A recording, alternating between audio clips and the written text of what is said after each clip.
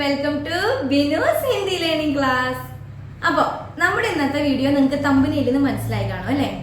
Or എന്താണ് ഇതിന്റെ difference? ആരെങ്കിലും ഒന്ന് ശ്രദ്ധിച്ചിട്ടുണ്ടോ? ഈ ഓറിന് മേലെ ഒരു വരയുള്ളൂ, ഈ ഓറിന് മേലെ രണ്ട് വരയുണ്ട്. രണ്ട് നമ്മൾ കേൾക്കുമ്പോൾ ഒരുപോലെ ഇരിക്കും, പക്ഷേ ഇതിന്റെ രണ്ടിന്റെ അർത്ഥം നമ്മൾ ഹിന്ദിയിൽ എൻ്റർലി ഡിഫറെൻ്റ് ആണ്. അപ്പോൾ അതെന്താണെന്നാണ് ഇന്ന് പറഞ്ഞു തരുന്നത്. വേറെ ഒന്നുമല്ല, ഓർ എന്ന് പറഞ്ഞാൽ ഒരു വരെയുള്ള ഓർ, അതിനർത്ഥം ഡയറക്ഷൻ ആണ്. ഡയറക്ഷൻ എന്ന് പറയുമ്പോൾ ദിശയെ സൂചിപ്പിക്കുകയാണ്. നമുക്കൊരു എക്സാമ്പിൾ നോക്കാം.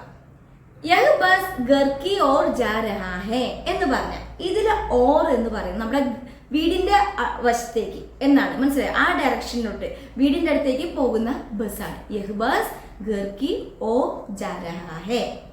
അപ്പൊ ആ ഒരു ദിശയെ സൂചിപ്പിക്കാൻ വേണ്ടിയിട്ടാണ് നമ്മൾ എന്ത് ഉപയോഗിക്കുന്നത്? ഈ ഒരു വരെയുള്ള ഓർ ഉപയോഗിക്കുന്നത്. അടുത്ത ഓർ, ഇപ്പൊ രണ്ട് വരെയുള്ള ഓർ, അതെങ്ങനെയാണ് നമ്മൾ യൂസ് ചെയ്യുന്നത്?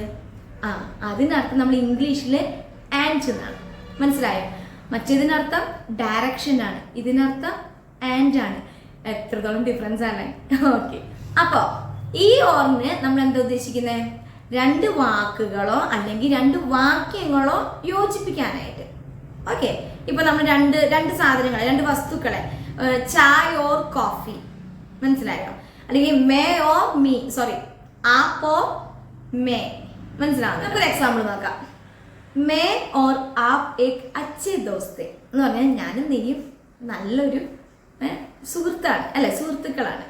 മേ ഓർ ആപ്പ് ഏക് അച്ഛേ ദോസ്തേ.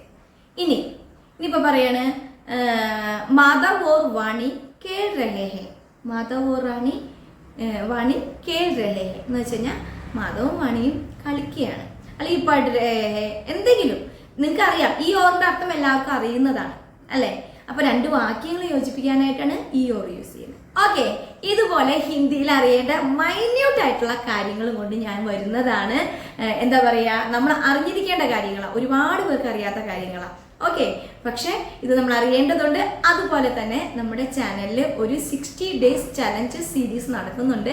അപ്പൊ ആരെങ്കിലും അറിയാത്തവരുണ്ടെങ്കിൽ, അത് ആർക്കെങ്കിലും സ്പോക്കൺ ഹിന്ദി മീൻസ് ഹിന്ദി സംസാരിക്കാനായിട്ട് ആഗ്രഹിക്കുന്നവരുണ്ടെങ്കിൽ ആ വീഡിയോസ് ഫോളോ ചെയ്യാം. ഓക്കെ, അടുത്ത ക്ലാസ്സിൽ കാണാം. ബൈ.